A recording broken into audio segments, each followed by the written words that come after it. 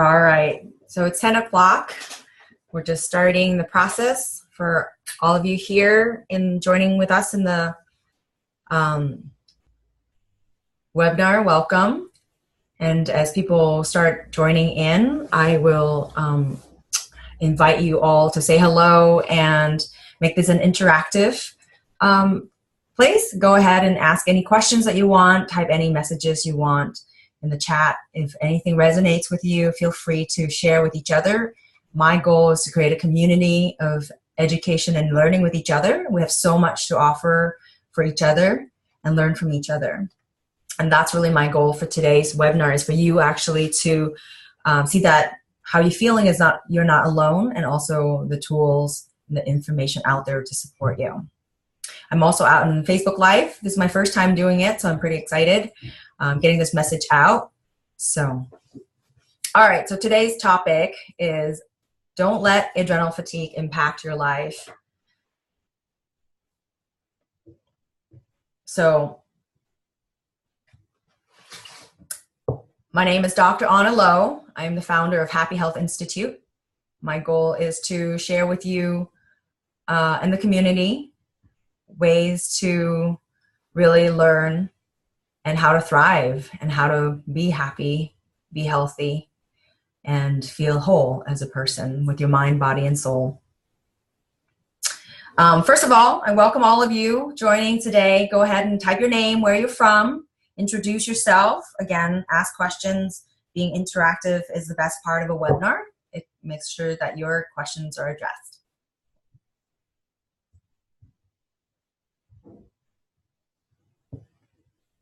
So let me tell you a little bit about myself. I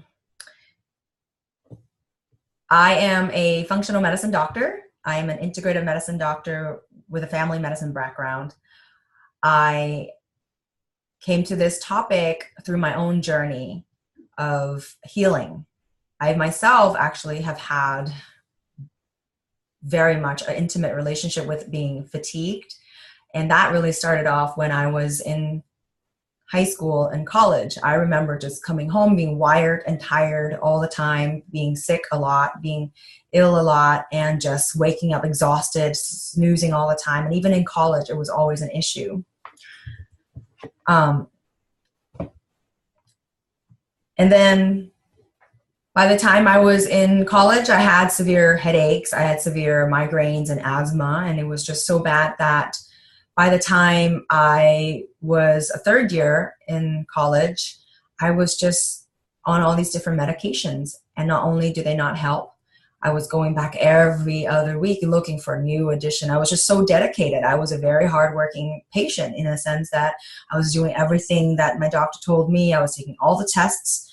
And every time they would just come back and say, well, there's nothing really wrong with the labs. You just have the classic, symptoms that we know about, and we think these medicines would work, but we can't tell you how to make it go away. We don't know why it was there. Maybe it's stress, but you really just try taking these medicines. And after a while, having been told that time and time again, and by the time 6 months come around and I was on this new medicine that requires just monthly checking of my blood levels of liver, because it was just affecting my livers. And also the side effects of my medicines were just actually as bad as my migraine itself, where I was just exhausted. I had terrible moods, I had terrible sleep, and I was given more medicines to deal with the side effects. I realized I had to stop. I realized it wasn't working for me. So that was the beginning of me looking into integrative medicine and say, what is going on and what can I do? That's when I went back to Hong Kong and really learned about acupuncture. I had an acupuncture doctor, and then I had meditation. I started doing yoga. I started eating really healthy, and I started learning about how lifestyle could actually impact my life. Taking time away from the stress of being in a really intensive school situation, being in med school, was helpful. And so eventually I started in this journey, and I found functional medicine, which really was a wonderful way that bring together all the concepts of what I've learned and create a very wonderful, simple blueprint, a really simple system that really helped me break down what's going on with me, and also help me then have a language to figure out, well, how do I approach it? How do I treat it? How do I become better and never feel this way again? And that's been successful. It's been now 15 years. Actually, it's been 15 years since I've found functional medicine, and I feel healthier than ever. I have more energy than I've ever had. This picture that you see here is me, just being exhausted after residency, and just not being able to go out and celebrate life, not being able to be out and be with friends and be with social and still do what I'm passionate about, which is medicine. Not only this functional medicine has made me take care of myself, now I have such a wonderful, strong language that really helps a lot of my patients being in primary care and being in specialty care with people who have very chronically ill, very non-specific symptoms or chronic pain issues or autoimmune issues or thyroid issues, or people who just go through all the doctors and say, I have all these symptoms and I don't know what to do. And doctors, coming back and tell them that their labs are normal, everything's fine. It's become very rewarding to be able to help them actually look under the hood, look under the layer, and find specific things. So let's go ahead and go straight into this talk. And that's kind of why I want to go and talk about this. It's very dear to my heart because adrenal fatigue is almost very, very common in America now. Statistically, actually, one in 7 Americans, only 1 in 7 Americans are actually saying that they are feeling refreshed every day of the week. And about 16% of the women out there in the adult age actually feel tired every day, and about 14% men feels that way, just being tired every day, and that's not normal. And other symptoms of adrenal fatigue involves being depressed. 2/3 of our population are overweight also, and 21 million Americans are depressed. That's going to become the #1 reason for disability by 2020. So these are all really important topics that needs to be addressed and understood. It's not just being tired. There are things that are happening and it's going to affect our lives, our family. Very important. So this talk is for you if you are feeling tired and feeling that you have, any of the symptoms of, depression, weight gain, feeling wired and tired, feeling even you slept all day, you can't feel refreshed. Or if any of your loved ones are in the same boat, I really hope that this information will reach you so that you feel more empowered to find help and feel better. So first, let me talk to you a little bit about functional medicine. So functional medicine is this approach that it's kind of like a tree, like this tree that we're looking at. You can see that all these symptoms, all these diagnoses on top of the ground, on the leaves, on the tree root, on the tree branches. But when you actually look underneath the roots and turns out the root causes that we're looking for that really cause those issues, they're not individual things that just happen. You don't just have heart disease one day. You don't just all of a sudden have anxiety one day. Sure, genetics might be causing some of that, but you actually really use the functional medicine approach. You look under and you look at the roots, you look at the soil, and you realize that there are all these processes that are going on, that especially the sad American diet, poor digestions, genetics, of course, is one of the ingredients that could happen. Trauma, poor relationships, not having enough sleep. Those are all issues that ultimately can cause, the upper ground issues that you will see in the leaves of a tree. Another way to think about it is by the time you actually start seeing symptoms, you say, oh, I'm starting to, feel cold all the time. I'm starting to have these, unusual large thyroids, or I'm starting to just start losing hair. That's just the tip of the iceberg. You actually start looking under, you realize whatever's been going on actually has been, whatever's happening has actually been going on for a long time. So what functional medicine is, it's a way where first, when you see a doctor, a functional medicine doctor, you tend to have the time to tell your story. You really get to look at their story, not just from current situation, but look at when your birth story. How were you when your mother was carrying it in her during her pregnancy? What was your family history, right? What was your genetic history? But also, what was your first 10 years of life? Did you have a lot of ear infections? Did you have a lot of, stressors? Did you have any traumas, right? We talk about early childhood events that could actually cause a lot more hospitalizations now in adults. We listen to your symptoms, your health history. We want to know about the water that you drink, the food that's available to you, the exposure to any toxins. We look at your level of physical exercise and quality of sleep, and we also want to examine your spiritual and social factors. And of course, genetic makeup is important for looking for underlying cause. And then with those information, we start trying to understand what is the clinical imbalance that's going on. And we look at the 6 pillars of health in functional medicine: hormones and neurotransmitters. We look at stress and inflammation. We look at digestion and absorption. We look at immune response. We look at methylation and detoxification, how your liver get rid of toxins that you're exposed to. How does your body actually deal with regenerating, repairing DNAs? That's what methylation is. And then energy production. How do you take food that you take in and actually turn it into energy? And then sometimes we use labs, very specific lab tests, to actually help identify some of these clinical imbalances. And once we find out, we try to correct it by using, lifestyle, by using botanicals, by using healthy diets, sometimes prescription medicine.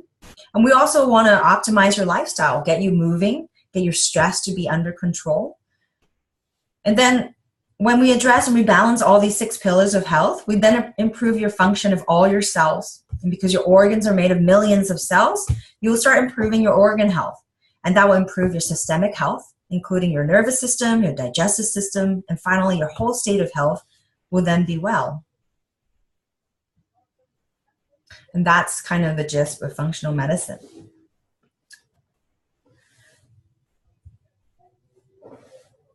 So let's go straight and talk about adrenal fatigue. So adrenal fatigue was first described, back in 1998 by a naturopathic doctor, James Wilson. It's basically a collection of related symptoms caused by insufficient adrenal gland function. So when this gland, which is 2 little organs sitting on top of your kidney, don't work very well, complications happen. And that's when adrenal fatigue syndrome develops. What it is basically a prolonged stress and chronic infection due to hormonal changes, immune responses, and metabolic changes.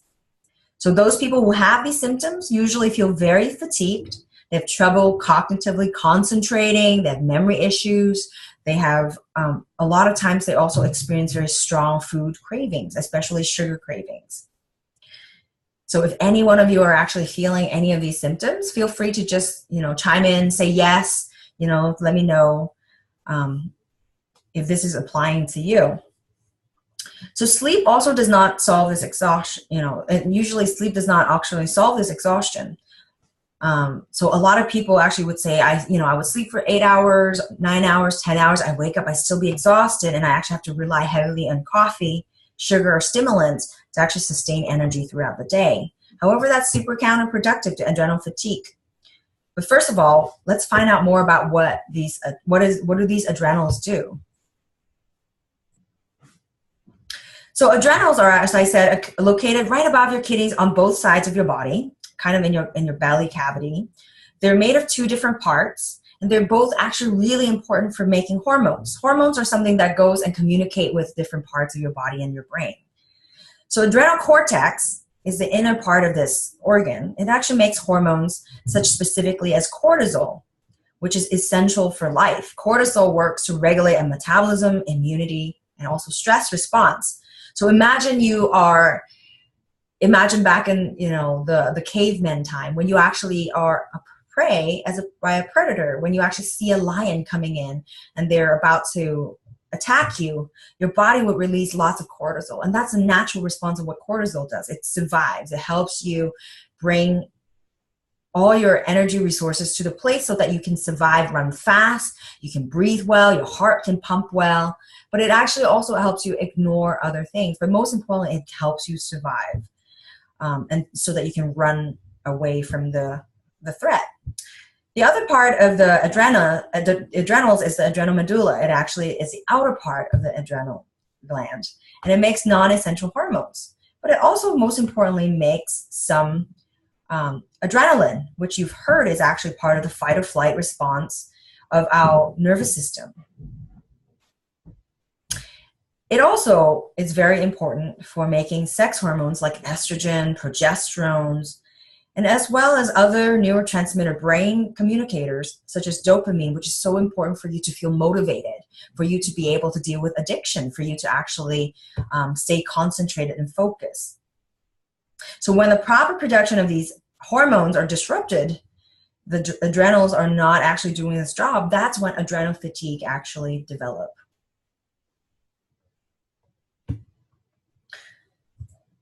So what are some signs of adrenal insufficiency when you don't have your adrenals not working as well, when you actually, your adrenals are finally fatigued? That would include just persistent fatigue, struggle waking up in the morning, imbalanced energy level throughout the day, difficulty handling stress, food cravings, especially salt and sugar, weakened immunity, being sick almost 4 or 5 times back to back during the winter season, unexplained body aches and joint pain, having shingles would be another weakened immunity, depression, anxiety, chronically having dark circles under your eyes, impaired recovery after physical activity, low blood pressure, poor circulation and numbness, lightheadedness or dizziness, weight gain, fluid retention. So for people who are actually just tired, but they're also trying to lose weight and say that they're just on a very low calorie diet, you know, whatever they do, they're exercising a lot and they just can't gain weight and lose weight. And also decrease libido because of the sex hormones. Well, however, it's not all bad. Stress hormones really meant for a good thing. As I mentioned earlier, it's meant for us to survive, you know, especially the cortisol and the adrenaline. They provide mental clarity, physical strength, and overall brain and muscle efficiency when we have the good amount of it. So some of you might have heard of adrenal rush. Anyone? If you have, you know, type a yes on the chat room. So what adrenal rush is, it's a body that's appropriately responding to stress by activating its fight or flight mechanism. It could be used to propel you out of danger, just as I said, get away from that lion, or help other people in pressing situation, right? And also conquer any fearful situation. And when you're in, for example, when you're in an accident, it allows you to go straight to thinking, what's the next steps? It helps you to actually not deal with the pain that you might be in, actually get you out of any danger that you need to be. However, we're not always under the dire need of a fight or flight situation, right? We're no longer always living under a predator that's always, you know, causing trouble. We're actually now in a community and society that is chronically in an acute stress response, turning it into a day-to-day. We could have 5 or 6 acute stress response. So some of you might resonate, for example, getting into the car, you know, a traffic jam. In the Bay Area, we have the 80 or 101 or 280 where you can be stuck for an hour.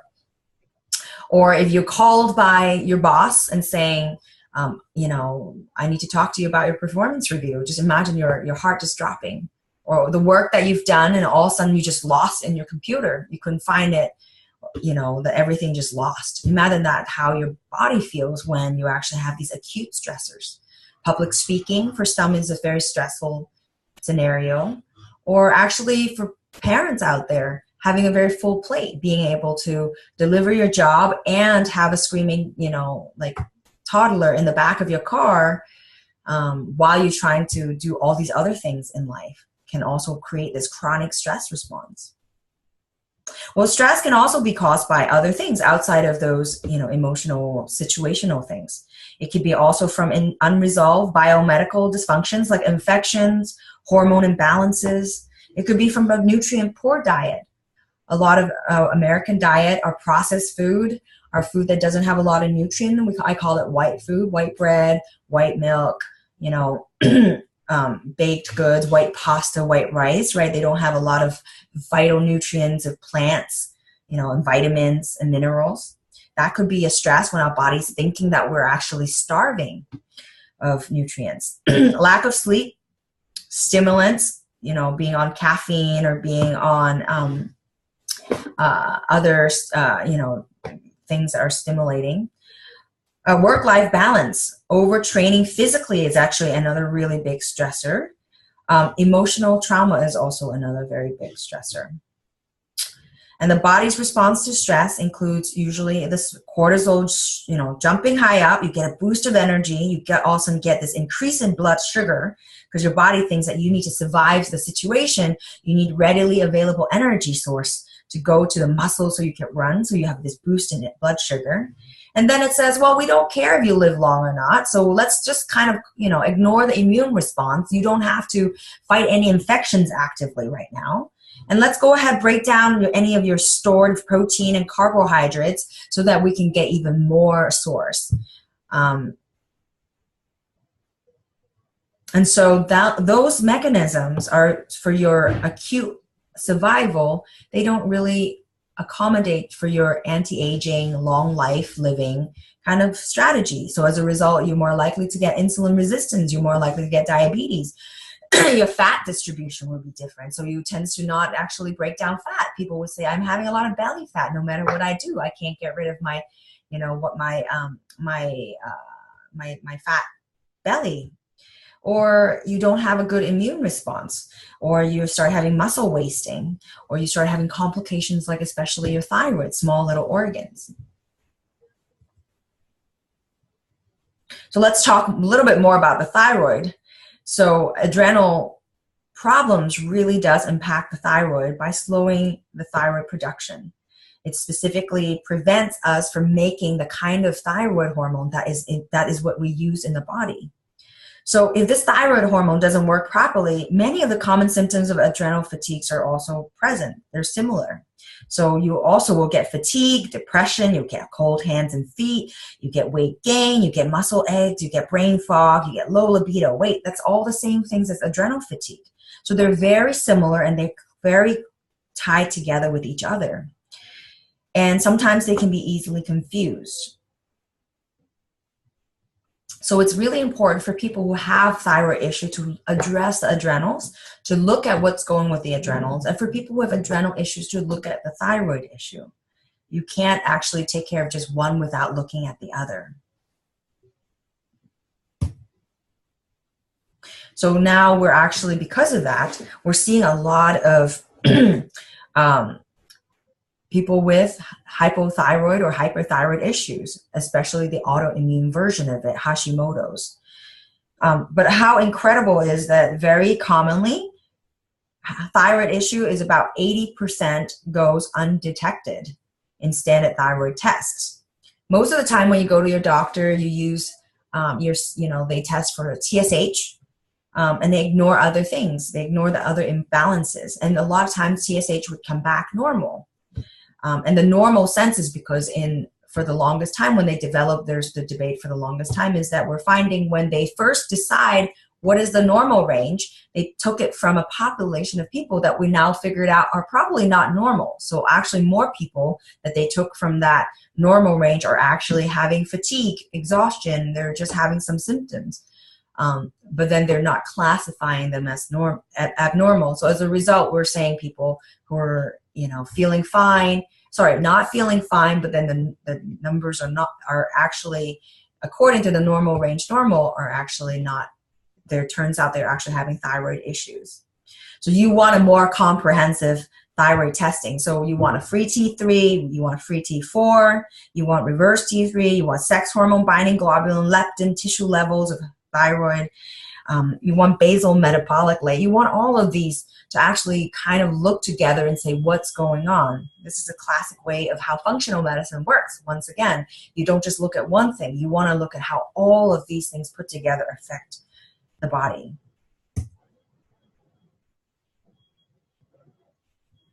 So when we are approaching it in that way, some of the many signs that I'm looking for when I have someone come to me and say, I'm really tired, is I look at the fatigue. I look at the thyroid imbalances. I want to look at whether there's any unexplained weight changes. I want to look at any low blood pressure, unstable blood sugar, any hair loss, any vision changes, and nowadays, especially any infertility issues. So what are the 4 stages of adrenal fatigue? So symptoms increase in frequency and severity throughout these stages.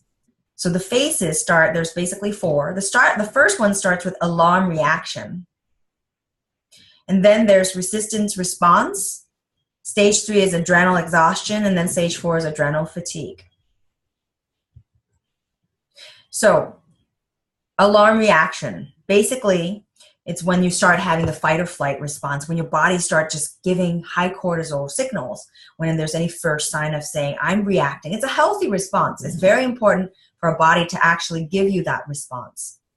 But then now the stage describes the body's immediate reaction to a stressor. Your body's going through an anti-stress response to overpower the stressor. You want to begin and release some cortisol. Usually there's no or very little physical or physiological dysfunction. Fatigue is usually just mild. They may not sustain throughout the entire day. And a lot of times they could be reversed easily if you kind of have a nice break, have a nice vacation. And that's why it's so important for us to build into our systems every day some time where we're low stress, where we can address and say we don't have any stress. Or it's so important for us to actually once a month, or actually once every 6 months or a year, we have a vacation for our body and our mind. And that's kind of why for my family, we started having something we called Super Happy Fun Day, at least 2 times a month, where it's something that's completely unusual. It's completely different from our day-to-day life, and it invigorates us. But most importantly, it kind of shifts us from our general pattern of this alarm state. Sleep patterns are also usually disturbed. That's when people start drinking more coffee. They want more sugar. They want more carbs. And also they're starting to feel being tired and wired. And if you were to get lab testing around this time, you would find some elevation of adrenaline, norepinephrine, or some cortisol, or DHEA, or insulin. They're kind of in the healthy responsive state. So now the stage 2 is the resistance response. This is where the adrenals begin to lose their ability to keep up with the body's demand for cortisol. Fatigue becomes more noticeable and extends beyond the morning, early afternoon, into the evening. The body will need more rest than usual to recover, and will also very rarely feel refreshed from sleeping. Infections, insomnia, anxiety, irritability would also become more common. This is where people actually begin to recognize their symptoms and start actually seeking medical help, or going to the doctor and say, well, I'm feeling sick. What's going on? And that's when you actually start seeing, during lab tests, substantial drops in very important hormones, such as the DHEA or testosterone. And in order to keep the cortisol going, your body's actually hardwired for you to always make cortisol first, because your body needs you to survive. There's no need for fertility. There's no need for libido if the survival state doesn't happen. And so as a result, your body just says, okay, let's compromise the testosterone. Let's compromise the DHEA, which is important for your brain, your brain functioning, your cognitive functioning. Let's go ahead, compromise those so that we can get your cortisol going, so you can wake up in the morning and still get through functioning. This usually lasts for a couple months, or up to a couple years. Many people could stay in that stage. Now the next stage you move on to is when your adrenal glands become even less effective. So the body now has more needs for the adrenal hormones, the cortisol, but the stress is still present. You're not, changing your job. You're not, your children are still in the age where it's very demanding for you, or you're not able to sleep, or the same infection that's in your gut, or the same, leaky gut is still, or the poor diet is still underlying, starving your system, and you're still causing stress. So what happens now? The body recognizes the decline in your cortisol output, and it focuses on just conserving the energy to survive. And so to do this, your body says, I'm just going to slow down everything and break down existing muscle tissue and just start imploding and say, let's just use what your body have and start coping, right? So this is when the chronic fatigue is common. where people just say, I'm just tired all the time. I can't get through exercising. You know, sometimes doctors recommend exercising if you're tired, and if they feel like after an exercise, they're just exhausted. They don't feel that typical boost in energy. They have more brain fog. They start forgetting why they pick up the phone. The long list of to-do just never gets done because they're just exhausted. Sleep is getting worse. You wake up at 3 in the morning and you'll have multiple times where you wake up. You get depressed, you get anxious, you start having more infections, skin infections, or more, you know, like shingles coming up again, or weight gain, you know, low libido, you know, not being productive, and just needing to rest. And this is where, you know, luckily, it's not uncommon. Unluckily, this is not uncommon for people to actually progress beyond the point and get to the burnt out.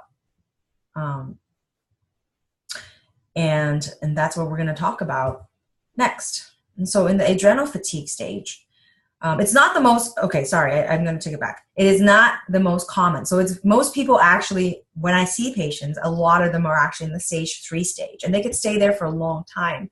Adrenal fatigue is actually really just the bottom of it. It's very dangerous. It's very important to recognize, but very uncommon to happen. And so that's actually really good news for many people. But when the adrenals become completely exhausted, what happens is that severe symptoms can happen. Sudden pain in low back, you know, legs, abdomen. We call it the Addison's disease. We call it the adrenal insufficiency disease, where digestive distress, as bad as vomiting, diarrhea, severe dehydration, severely low blood pressure, loss of consciousness, high risk of heart issues. So again, these are not typical people I would see in the community. It's really rare to get to that point. But the good news is, because a lot of people are in the stage 2 and stage 3, there's plenty of ways to actually reverse adrenal fatigue. So I'm going to take a break here. We just kind of went through a very dense section where we talked about the adrenal, you know, the 4 stages of adrenal fatigue, and then just a little bit about the fundamentals underneath it. If there's any questions, this is a great time for you to chime in, to clarify anything. Great. So now we're going to go up and we're going to talk about all the plentiful ways to actually reverse adrenal fatigue. So to start with, dietary changes, big one, because that's the simplest things we can do. Start looking at, you know, how the kind of nutrients that we're getting, making sure we're getting lots of fruits and vegetables, making sure we're not depleting ourselves of our minerals. You can definitely take adrenaline, adrenal supporting supplements. We call them adaptogens. Chinese people, Indian people, Native Americans have had these adaptogens in their diet and their regular, tonics throughout history. They've been using it. Like vitamin B complex, cordyceps, ashwagandha, holy basil. So those are all very important herbs. Consciously reducing adrenal stress, minimizing exercise that are overly doing, or making sure you have exercise, right? Stiffness is, in fact, a stressor for our body. Our body's not meant to sit around and do nothing all day, or sit around and just type with just our fingertips and just use our brain muscle, right? Our body's really meant for us to be moving every hour throughout the day. And so making sure we have sufficient movement. Studies actually shown if we get up 2 minutes every hour increases drastically our mortality and morbidity. We actually live longer. Making sure we have enough rest. Having a regular sleep schedule, make sure we're detoxing our life from, any sort of pesticides or metals, BPAs. Having enough hydration, I call it flushing. You need to be able to dilute your body from any toxins and be able to flush it out of our system. You want to heal any existing underlying infection. You need to see if you have bowel issues, you get bloated. It's important to see if you have, if you have IBS, it's important to see if you have underlying, small intestinal bacterial overgrowth or parasite growth, or, dysbiosis, which is an abnormal growth of too much, gut, bacterias. And also, meditating, becoming practicing aware, so that you are actually in the forefront of picking up when you are actually having unnecessary stress. Type in some things that you've been practicing that you find that you that's been helpful, that you're already doing. I would love to hear. Great. So let's talk about a little bit more in depth about a diet that's great for supporting your adrenal health. So what is that, right? Well, so first of all, let's talk about what is not a healthy diet that supports our adrenals. We call it the sad American diet. Well, I call it the sad American diet. I guess the real way to say it's actually the standard American diet, which is SAD, right? So SAD. It's known to stress the adrenals. It's vegetable oils, processed grains and sugars, and lots of refined carbohydrates. What that means is things are turned into powdered form. So even though you have whole grain flour, even it's still actually turned into very much flour. And when we think about flour, it actually does the same job as sugar because it's so refined. By the time you put it in your mouth, it'll actually trigger the same response that sugar does. And sugar boosts your blood sugar up so fast, it causes an inflammatory response that actually makes your adrenals get stressed out.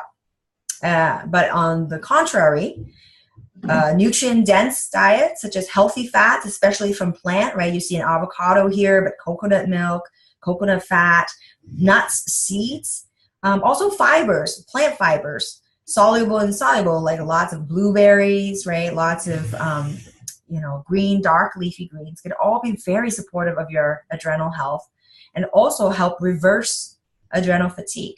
I think if you were to take away anything from this talk, one of the biggest message is that most people are in a stage 2 and 3, which means that it's very reversible and it's totally possible if you have the right technique or the right stages that you just follow, and even just start with diet being the most important one. So we talked about the fats. So, plant-based fats, again, coconut oil, coconut milk, avocados, olives, olive oil, Mediterranean diet, right? Nuts, seeds, grass-fed butter, fatty fish, grass-fed meats. The reason why grass-fed, I always get this question a lot, is because it actually grain-fed cows brings or meat actually, because of grain, has a lot of inflammatory components to it, and omega-6, which is what we don't want. We want more omega-3 in our diet. Omega-6 is more inflammatory. You actually get more of it with grain-fed animals, and that's why when you have grass-fed animals, you don't actually end up having a much higher omega-6 ratio, which is not what we don't want. And these fats are super stabilizing for blood sugar. So for people who've heard of the term hangry, if you miss a meal or you're waiting in the restaurant for too long and you get hangry, you get irritated, you get blood sugar drops, you get dizzy, you get kind of irritated and shaky. These fats are super good and helpful to help maintain it. Also vegetables, right? Vegetables are high in nutrients, also are helpful. Fermented foods, super good because of the probiotics. So sauerkraut, kimchi, miso, fermented soybean, natto, those are all really wonderful ways, or kombucha, the wonderful ways to actually balance the gut flora, and your gut and actually also helps. Small amounts of high quality protein are actually also very good. Specifically, you want to take your high-quality protein in the morning. So it also gets your day started, helps you balance your blood sugar. And so I would say it's good to start off with 40 grams of protein in the morning. And if you think about it, an egg is about 5 grams of protein. So I'm not telling you to eat 8 grams, but just to kind of give you a concept to actually have, 40 grams is, an important amount to have. So what are some things that are very important to exclude in this, to support your adrenal diet? Exclude caffeine, exclude stimulants, sugars, sweeteners, starchy carbs, right? Like processed carbs like pasta, bread, cakes, cookies, processed foods, including processed meat especially, and also hydrogenated oils.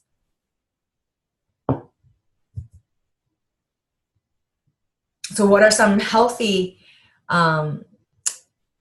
adrenal supporting food are you having in your diet currently? Type in some to share with each other if you want.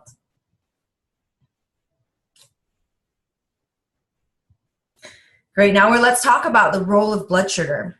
Oh yeah, kombucha. I love kombucha. I make my own kombucha actually, and it's super easy, and it's just like a really refreshing soft drink. It's kind of our family's replacement for soda pop. Okay, so the role of blood sugar. So I wanted to make sure that this is another topic that you think about when you think about adrenal fatigue. Is turns out when our blood sugar is raised up very fast, as I said, if you actually have anything made in flour, like processed cake or bread, in comparison to, you know, a whole food, whole grains, quinoa, or like or sweet potatoes. What happens when you have these, or you know, when you have a cookie, what happens? It makes your blood sugar just jump right up right away, and that kind of is similar to the cortisol. The cortisol actually, when we are in distressful place, it does the same thing as that chocolate or that, you know, that cookie. It makes your blood sugar jump right away. And what happens is then you have a big dump of insulin. Basically, our body's insulin is something that our body says, okay, you have all these sugar, let's go ahead, get it back in control, let's lower it because it's not safe for us to have a lot of blood sugar in our, you know, in our blood. And so it dumps out all this insulin.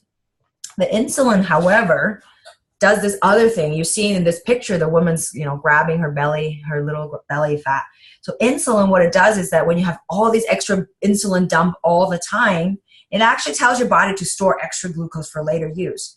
And, you know, but then if our diet also, not only it's our stress, but our diet keeps making us, you know, have more sugar throughout the day, then we're having a double whammy that tells our body to, you know, keep storing more sugar, so that we are saying that we need to store sugar for a future weight gain,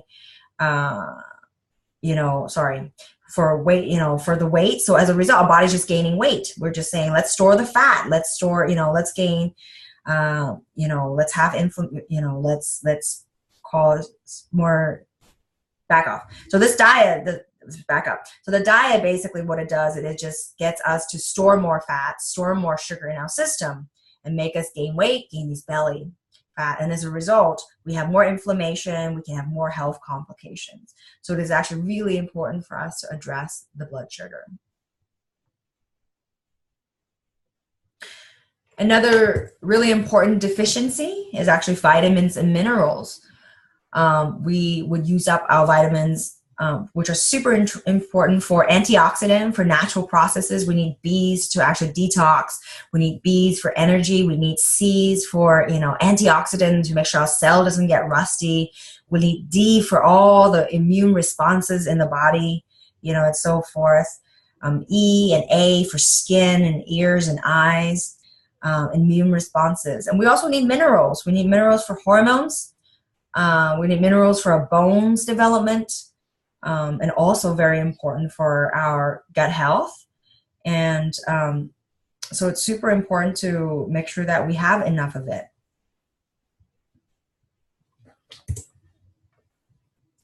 Another topic that's important for adrenal fatigue is sleep. So the body naturally has a schedule that secretes cortisol. You would normally see a jump up. The cortisol goes up in the morning. The goal is because you want to be able to have all these extra function happening when you wake up in the morning. That's what wakes you up and say, I'm ready to get my heart rate going. I'm ready to start my day and plan my day. And, you know, and that nighttime is when your cortisol goes down because you want all the function to be allowing you to be restful so you can be digesting. But when you actually are pushing your cortisol, you know, button, you're stepping on the gas pedal nonstop, you'll keep being alert. You will affect your sleep schedule in many ways, and you'll have trouble falling asleep, staying asleep, or waking up too early. So the best recommendation, other than stress relief, for regaining a good sleep routine includes actually having very good sleep hygiene, having a sleep schedule where you go to bed in the same time and waking up at the same time. Only resting when you're tired, You know, for some people it's different in terms of specific hours, but it's really good to aim for 8 hours. But some people actually might need 10, and some people might just really need 7. It's really important to avoid staying up very late or being stimulated close to the bedtime. So the most important message, which I think a lot of us actually do, is watching TV or having the screen on. The light from the screen, actually, the blue light, actually stimulates us and makes us have a dysfunctional way of not creating melatonin. That happens started during the day when we're at the screen, and then it gets worse, especially before we go to bed. So I often recommend my patients to have orange glasses that you can order on Amazon or on any online store that cuts out blue light, and you can wear that after evening. You can download an app. I call it, it's called Get Flux. The one that I use on my computer, actually, it's FLUX. And it'll just automatically turn your screen and reduce the blue light starting at a time I set it, after 7 o'clock or so I'm not too stimulated. And the last tip that I like to very much tell people is, if you're actually tossing and turning in bed, it's so important to actually get out of your bed, because you don't want to start associating patterns of behavior of being sleepless or being tossing and turning and having insomnia on that bed. You don't want to associate anxiety or ruminating, your to-do list. You want to get all those done associated outside, and where sleep is really just for sleeping. So you can actually go out to your living room or go out somewhere and actually just do a low lighting, do some reading. Another really good tip is really just waking up is to do meditation. That's a great time when you actually remain in that state where you can just keep resting, but not associating with something that is necessarily waking up your nervous system.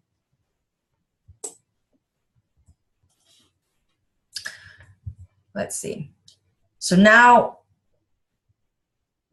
stress management. That's a big topic, because as I said, we're actually in the epidemic of acute stress response that's causing people to have this chronic stress response in our day-to-day life. And so it's so important to help start managing your stress. And for many people, it could simply be just becoming aware, actually creating a practice every day that you just look back and say, where was my stressor? And what are some, how does it impact your life or your body? How do you hold your stress? Is it causing you a headache? Is it making you forget to eat? And then for you to think about what are some healthy approaches to actually address it.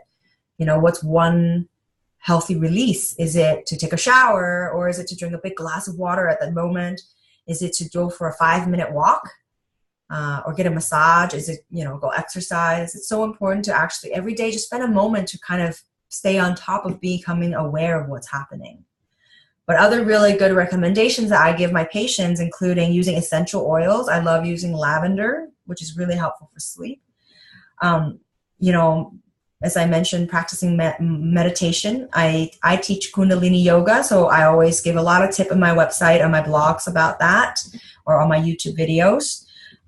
Having a meditation practice. It could be as simple as just counting your breaths in and out, or inhaling for 4 seconds, holding for 7 seconds, and then exhaling for 8 seconds.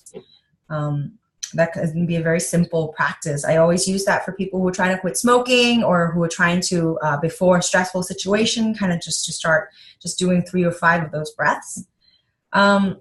Also spending time with people you care about, creating community. Journaling, writing in the journal. My favorite journal is called the 5-Minute Journal. It's a wonderful journal that talks about, picks out on gratitude. You write out things that you gratitude every day. Listening to music, relaxing with a good book, drinking tea. Sleepy time tea is my favorite. It's super easy. I have my kids drink it. They have one called the honey sleepy time, which I really like. Lemon balm tea is also really wonderful. Going outdoors, getting a massage. So the way I actually describe the way we look at adrenal fatigue is that imagine our body, all these different organs or all these systems are just buckets. And each of them have a certain capacity. And some are bigger, some are smaller. For example, your thyroid's really small. but your gut's much bigger. Your brain is small, small, and then your muscle system's big, your skin system's big. And what happened is your stress response, or all these stressors that we talked about, right? The infection, the diet, the emotional, they come in and they fill your bucket. And so certain buckets get filled sooner than others, and then they fall apart. That's when you start seeing symptoms. So it's so easy in modern medicine and conventional medicine for us to be paying attention to the bucket that's having the symptom. But we have to realize that every other bucket is also being actively filled up by the rain that's coming down. When it's raining, everything's filling up, but we're paying attention to what is the symptom that's coming up in that small bucket. And so, sure, we want to address the bucket because it's giving symptoms, but it's so much more important to step back and say, where's the rain coming from? What is the water that's filling out? And how do we actually address that rain, which is stress? And this is part of the biggest picture that you have to address for any adrenal fatigue. You have to look at it and say, how do I bring in a system that helps it become a sunny day again?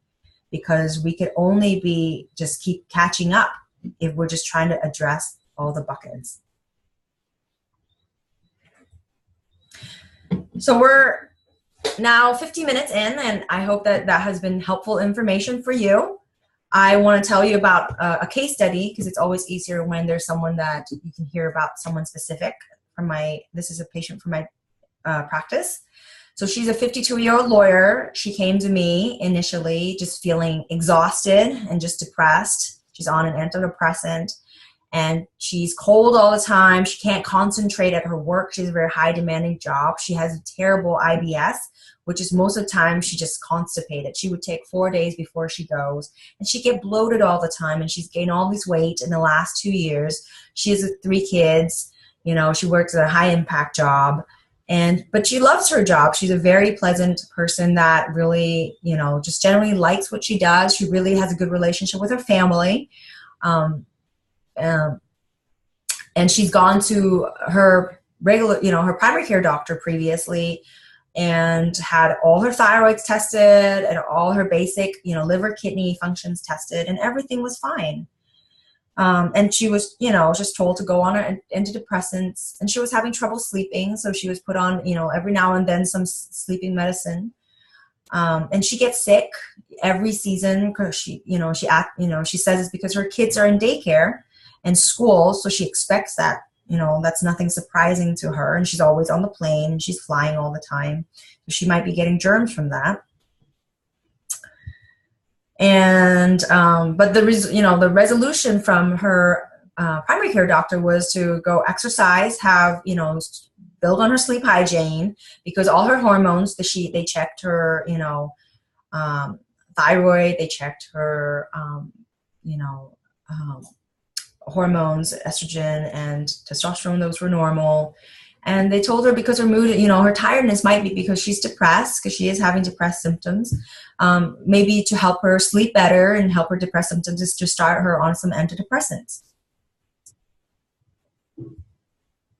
So for her, then when she came to me, what we did was we actually found some root causes, right? We looked at her stool, and I found that she actually has she has terrible gut flora. She actually is not digesting her food at all. She's not having enough stomach acid. When you're stressed out, what's the first thing you do? You just stop. You actually clench down your vagus nerve and clench down your stomach, and it says, I'm not going to digest anything. I need to run. I need to be able to be ready to go on a moment's notice to run away from this imaginary tiger. So there's no reason why I should be digesting well.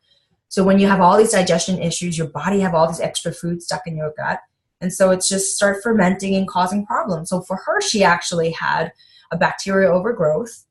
And as a result, she's not absorbing her food. There's no nutrients. So lab shows that she has major nutrients, especially B vitamins and minerals like magnesiums are super important for cell health and immune health, missing. She actually has underlying thyroid issues. She had her antibodies for her thyroid is high. So even though her numbers, the TSH is normal, she's not making any free T3s or 4s. And also there's antibodies that actively attacking her thyroid organ and making it even less function.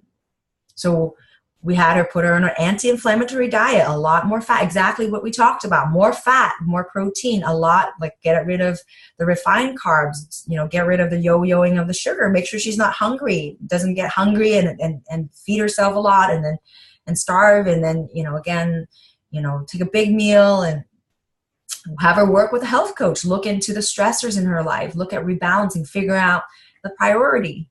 I actually learned this term from a patient yesterday, called SMIT, single most important thing. So we do a lot of resetting your mindset. What is the single most important thing in your life? Is it your health? Is it being able to be with your family, being able to be engaged, being able to do the good work that you do and not, compromise your health? And then we gave her a lot of stress management tool. I use something called the Heart Math machine, which I love, and you should check it out. They have a great 20% off. I'm not affiliated, but that they're on sale right now. But a Heart Math inner balance machine, super awesome because it actually gives you immediate biofeedback and look at what is happening to help you deal with the stress and get you practicing, get you actually lowering your stress response. So, and all the other many other things to make sure that Jane has a toolbox that is unique and personalized to her. So 3 months later, she comes back and she's like, I've never had so much energy. And what we did was just address a lot of that. And to be honest, the first step is really changing the diet and really start, creating some space for healing. And for her to feel like it's the best investment because of the why, because how it's going to impact her family life, how it's going to impact and help her work life. So a typical program that you go through when you work in my program, I call it the Happy Health Essential Programs.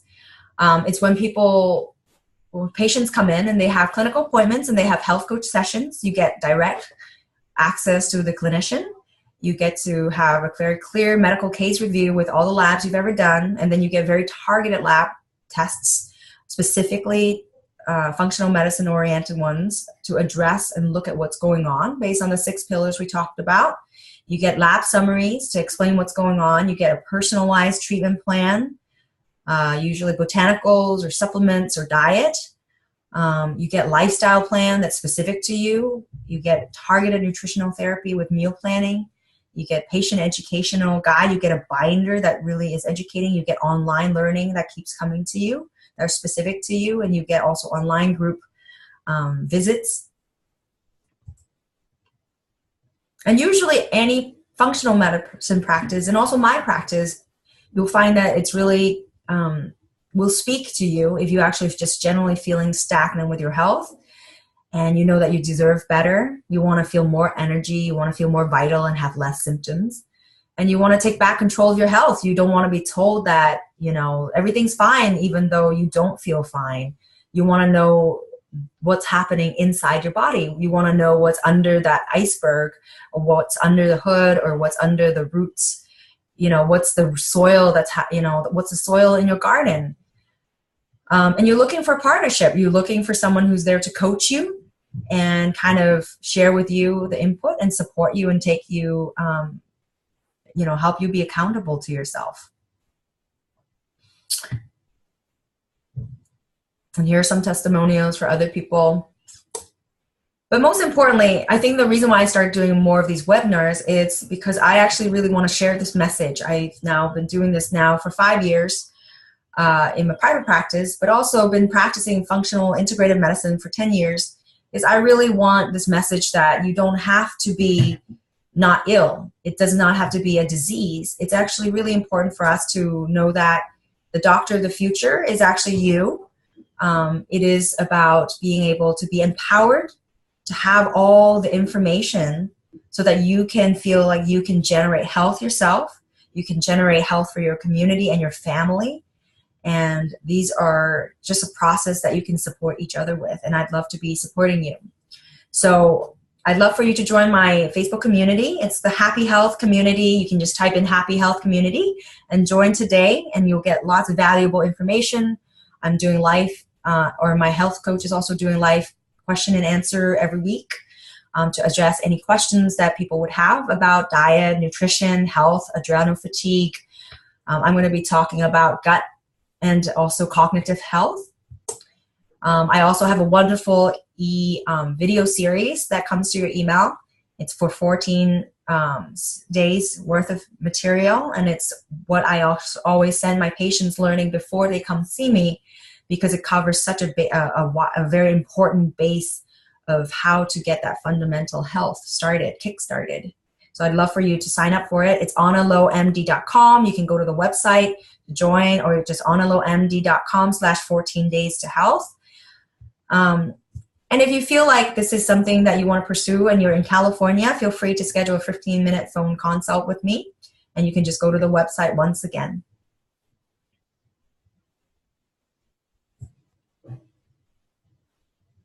So I'd love to hear for any questions and answers that you may have. Type them in the comment box. I want to thank you all for being here and being engaged.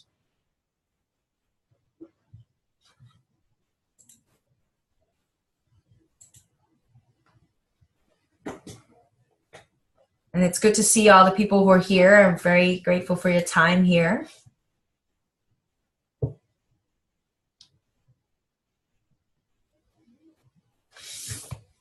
And again, if you continue to have questions, think about these things, feel free to go into the community and feel free to ask the questions. And I think many people will always benefit from any question that anyone in the community asks. And that's really the purpose of it. All right, and so our time is up. Thank you again for joining me.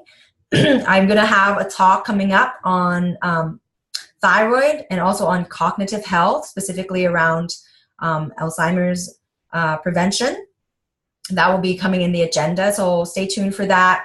In my community group, we'll be posting when they are, and I will be also focusing on talking about our gut health. All right, have a wonderful day, and take good care of yourself, and take care of your adrenals.